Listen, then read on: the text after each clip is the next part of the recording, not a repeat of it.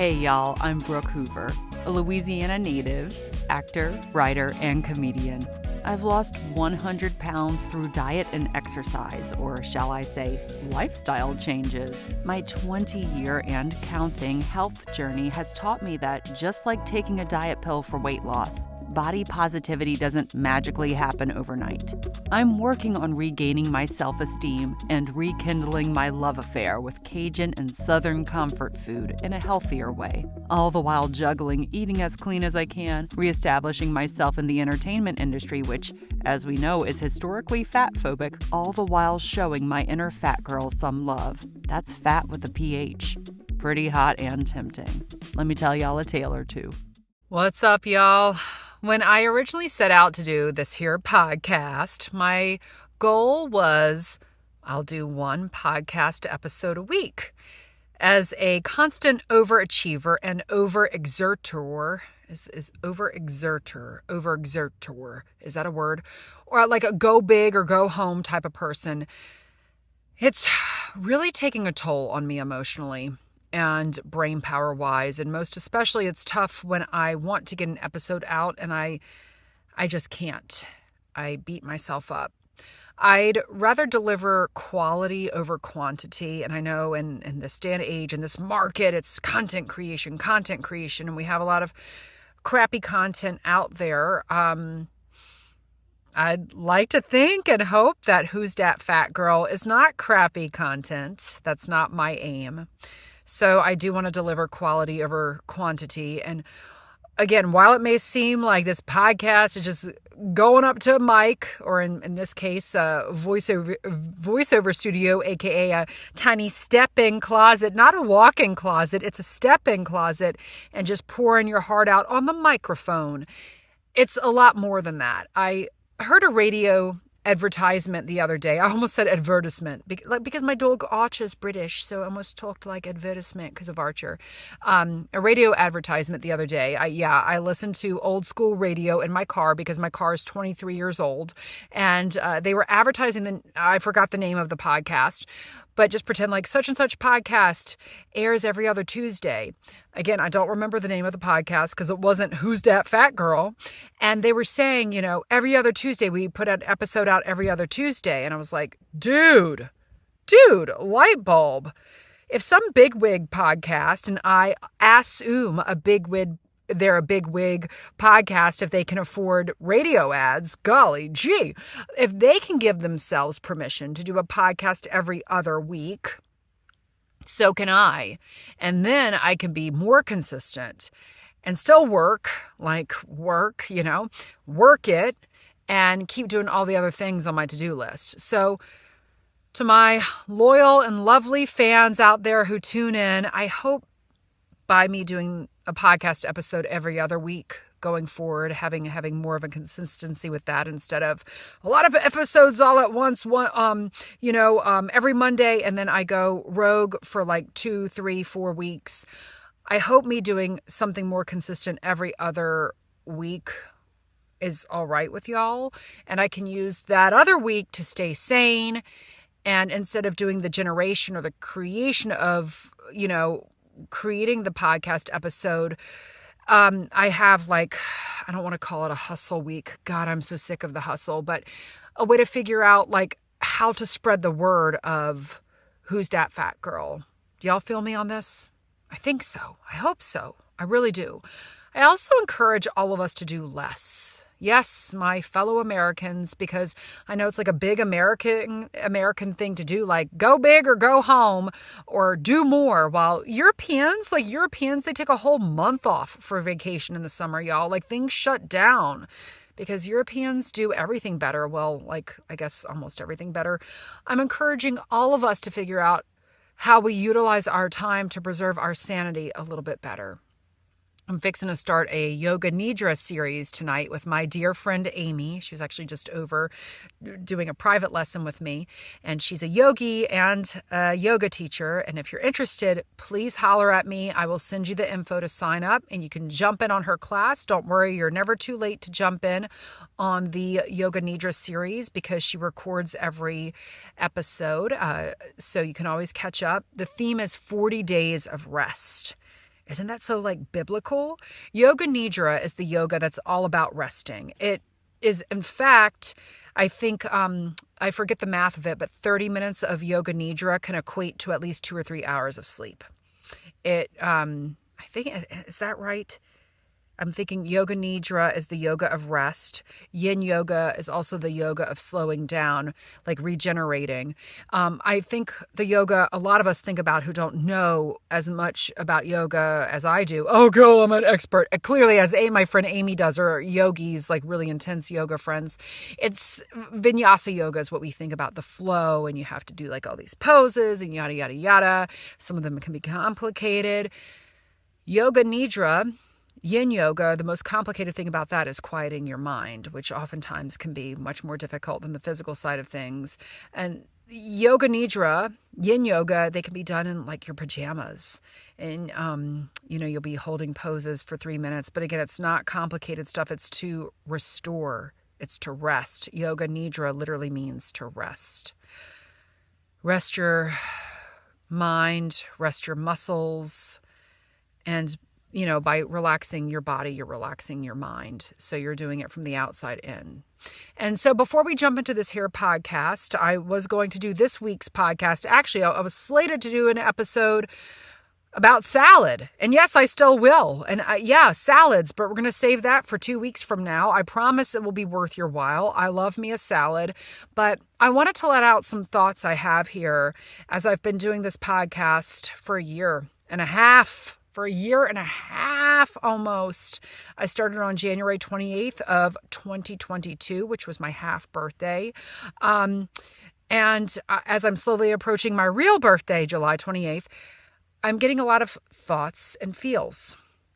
I also want to get something else out in the open for those of y'all watching the video of this, or I probably will be making a video of this in my upper mustache area. You'll notice like it looks like I got mauled by a Pomeranian. Notice I say mauled by a Pomeranian, not a pit bull, because I'm removing the stigma of quote unquote bully breeds. That's from electrolysis. I had it done 2 days ago, and this bruising all up here looks like I French kissed a dog who was very angry at me. As a creator, I'm not a natural born marketer. I can generate things like by the minute. I can generate things quicker than my brain can think. But the minute I think about marketing and demographics and selling, I cringe, because for me, it just feels so like fake and phony and salesy. And my least favorite thing in the world is getting accosted by a salesperson, like in the perfume department. And actually, my most least favorite thing in the world, if that is a thing, my most least favorite thing in the world is to be put in a box. And that's essentially what marketing is, right? You're figuring out your box, you're wrapping it up, figuring out what kind of wrapping paper to wrap it up in, or maybe instead of wrapping paper, you're more of like a bag with tissue paper kind of person or product, or maybe you're like newsprint, like with the funnies, like Charlie Brown, or maybe you're like a au natural, like brown with a raffia bow type of package. To me, it feels stifling. But alas, if you say you're for everyone, like if your marketing pitch is, I'm for everyone, I'm going to have a little something for everyone, then you're basically Walmart. And after doing years and years of market research as my side hustle, I have seen that people, consumers, myself included as a consumer, we don't like it necessarily when something or someone has something for everyone, because it feels cheap. So your elevator pitch cannot be like, well, there's a little something for everyone here. Because a poo-poo platter in a Chinese restaurant is one thing, but a poo-poo platter, a little something for everyone outside of a Chinese restaurant, is just plain poo-poo, P-O-O-P-O-O, because it's all over the place. And consumers, we don't really like that. So I started really thinking about Who's Dat Fat Girl. I discuss it a lot in my solo show, Fat Girl Costumes. That's what this here podcast was based on. And I wrote and performed it at a different point during my weight loss journey. Gosh, that was 6 years ago this fall. But for intents and purposes of tracking, I was about 45 pounds heavier than I am now, but still about 50 pounds lighter than when I was at my heaviest. Y'all following me? So here's a quote from my play, Fat Girl Costumes, which sums up my feelings And it's also the theme of today's podcast. And while I'm saying this upcoming little excerpt, imagine that you hear that tune of doo, doo, doo, doo, doo, the Mad Hatter Tea Party in your ears with those teapots doing their little thing in the background. But for music licensing purposes, I can't use them here. I am in an Alice in Wonderland Mad Hatter Tea Party of fat people crazy. Move down, plus size, no size, move down, jump up. Wait, you can't jump, you're too fat. Move down, love your curves. Don't call them curves, they're fat. Don't call yourself fat, you're plus size. No, don't call yourself plus size because you hate that term and so does Amy Schumer. Move down. So like I said, I had ridden that when I was about 50 pounds heavier than I am now, but also 50 pounds lighter than when I started. And now that I've lost some more weight, I dare not say lost the weight because that feels so finite, right? And I never know what's really going on with my journey, really, still. And I'm sick of measuring myself in weight. How do you measure yourself? Not in weight. I'm really sick of that. But in a way, it is kind of how I've defined myself. I don't want to define myself that way. I still don't really know where I fit in. And that's just been a running theme in my life. In general, I remember in high school, I was in so many, maybe arguably too many clubs. I was vice president of the thespian club. I was in French club, art club, photography club, choir, and troubadour, which brings me to the musical Pippin. When I was first introduced to Pippin, it was in a beautiful but unair-conditioned chapel where we practiced choir. And I laughed at the lyrics when I first saw them because they seemed so cheesy. I mean, I was 17. Wasn't that how we all acted? Like everything was cheesy? I mean, unless you really loved Pippin at the age of 17, which I think most of my friends did. But to refresh everyone on Pippin, I will sing y'all some of it now. Yes, that's happening. We're about to get turned up. Sing along with me.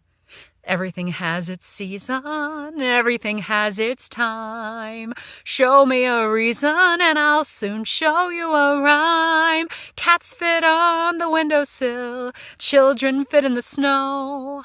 Why do I feel I don't fit in anywhere I go? That was off key. Rivers belong where they can ramble. Eagles belong where they can fly.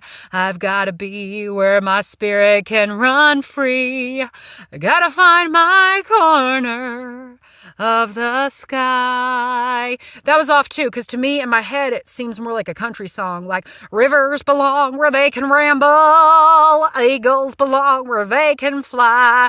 I don't know, to me it sounds like a country song. But anyways, I heard those lyrics and I was like, what? Cats fit on windowsills? Really? But then at the same time, I kind of felt seen and understood. Because I interpreted that song to be like a mirror of my life at the time, maybe even a mirror of my life right now. I was trying to fit in this way and that way and every which way, and I didn't fit in anywhere. And in high school, that's like what you have to do, right? Like your job is to fit in. And right now, in a marketing standpoint, our job, my job, those of us pitching something, our job is to fit in, to figure out your little box. Even if your box is completely different, you have to market it up. But high school, right? So y'all remember Mean Girls, all right? There are so many different types of cliques. I'm quoting from Mean Girls here. Here's all the cliques. Actual human beings, anti-plastics, the art freaks, asexual band geeks, Asian nerds, burnouts, cheerleaders, cool Asians, desperate wannabes, freshmen, girls who eat their feelings, JV cheerleaders, JV jocks, junior plastics, preps, ROTC guys, sexually active band geeks, the plastics, unfriendly black hotties, unnamed girls who don't eat anything, varsity jocks. Yes. I know we are jumping from Alice in Wonderland, from my solo show, Fat Girl Costumes, to then Pippin, the musical. God, Bob Fosse, what a genius. To Mean Girls. Sidebar, Bob Fosse would have never liked me. Never liked me. All right? Just not skinny enough. He liked really, really skinny, lanky gills. And even with all my weight loss, I would still not make Bob Fosse happy, but that's okay. I still think he's a Genius. Smoked like a chimney. But so we're jumping from my solo show fat girl costumes to Pippin to Mean Girls, but y'all stay with me, please. Society would have, in high school, of course, probably placed me in that group from Mean Girls, girls who eat their feelings. Which, like, really and honestly, I wouldn't want to fit in any group at all. I didn't want to be marketed as any of that. Who would want to fit into any of those groups? But in high school, we would have wanted to fit into at least one of them. And now that I've lost weight, but I'm not super skinny, not a muscle mama, I don't fit in with the plus size ladies who have the body confidence. In fact, when I was in a larger body, I didn't fit into that club either because I didn't fully own and accept my body. And something I'm learning, even though I've lost 100 pounds, it is still hard for me to accept my body, to accept this body, because those negative feelings that you carry with you, unless you can fully get rid of them and fully shed them, sometimes I wish I was a snake. They just follow you. You just can't shake that with just a simple physical change, right? It happens mentally. There are so many schools of thought here that when it comes to our bodies, and what I think is the only school of thought that really matters is what you define to yourself as your own school of thought or motto.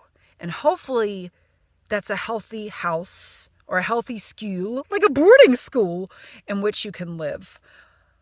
There was a time I wanted to go to boarding school. That time was about 30 seconds, and then that ended quickly. But a homeschool, homeschool would have been great, because homeschooling, that's the best way to avoid cliques, by the way. Unless you live in a house of really cliquey cats, like the cats who fit in the windowsill.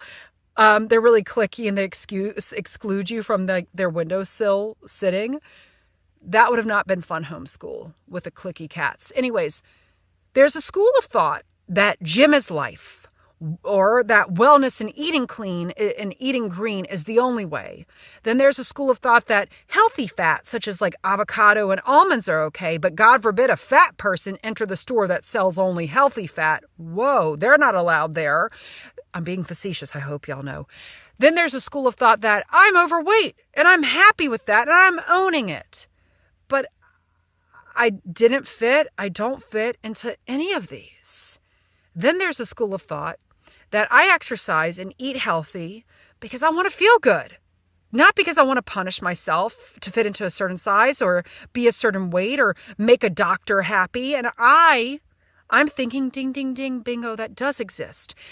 Those people do exist. And that, I think, my friends, is where I found my tribe, at least mentally, or I almost said cosmically somehow. I wish I had known this tribe. I wish this tribe had existed when I was younger, or even just a decade ago. For example, there's a plus-size personal trainer named Morit Summers who weighs over 200 pounds. She's fabulous. I will be sharing a wonderful article from Shape magazine about her on my website, brookehoover.com/podcast. She takes what she calls a weight neutral approach, where we exercise to feel good and be healthy, and not to shame ourselves into losing weight or being a certain weight. Some people won't get it. It isn't for everyone. She admits that. What about people who are naturally super skinny? Will they want to take a workout class by someone who's nearly twice their size? Who knows? That's their prerogative.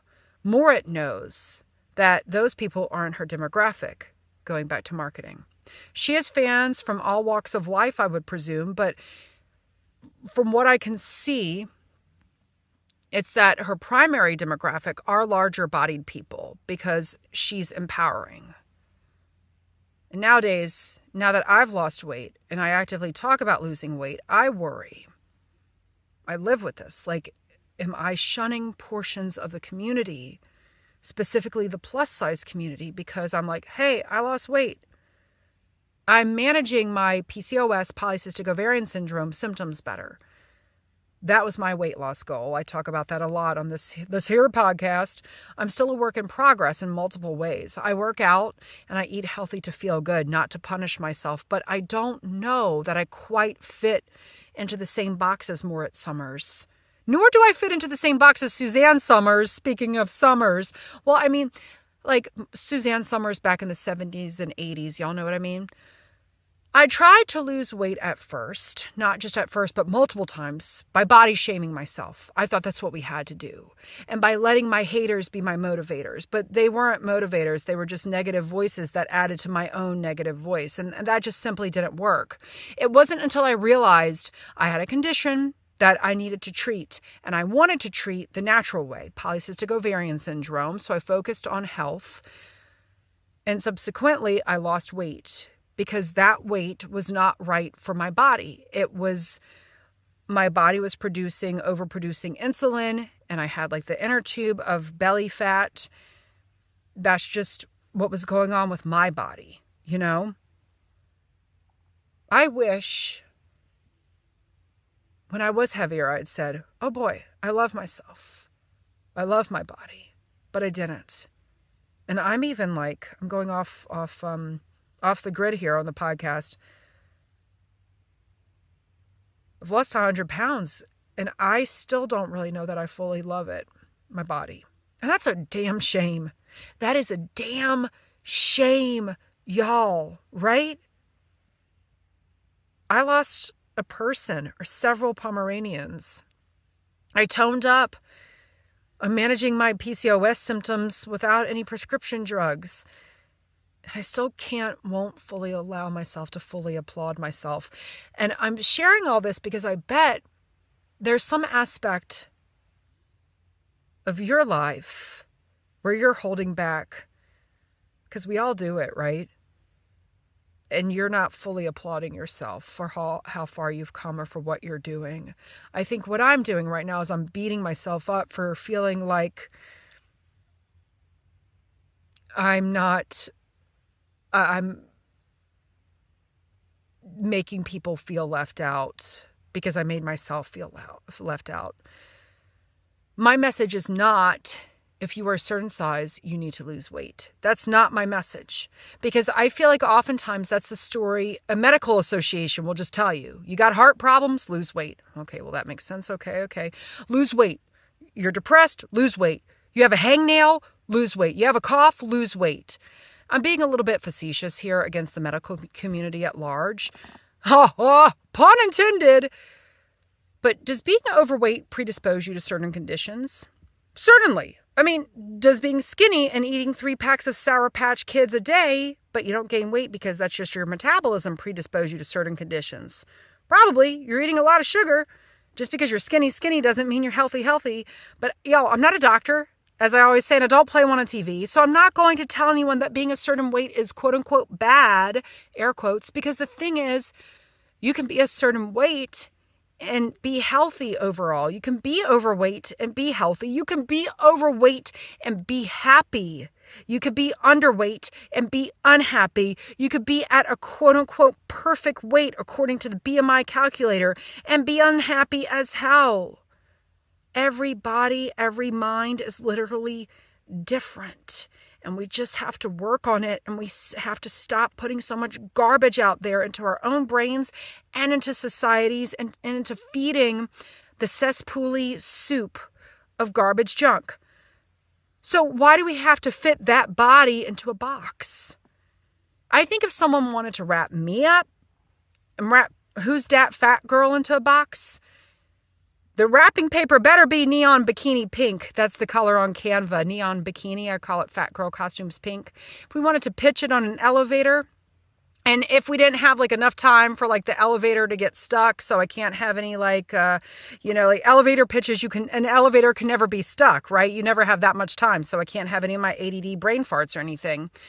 We're just taking it up a few floors, like 3 floors, boom, with the executive. I would say this: Who's Dat Fat Girl is for people who have ever doubted themselves because society told them that they had to for so long that they started to believe it, and they're sick and tired of living their lives according to the BS told to them by others and told to them by their own damn selves, and they're working on reclaiming it.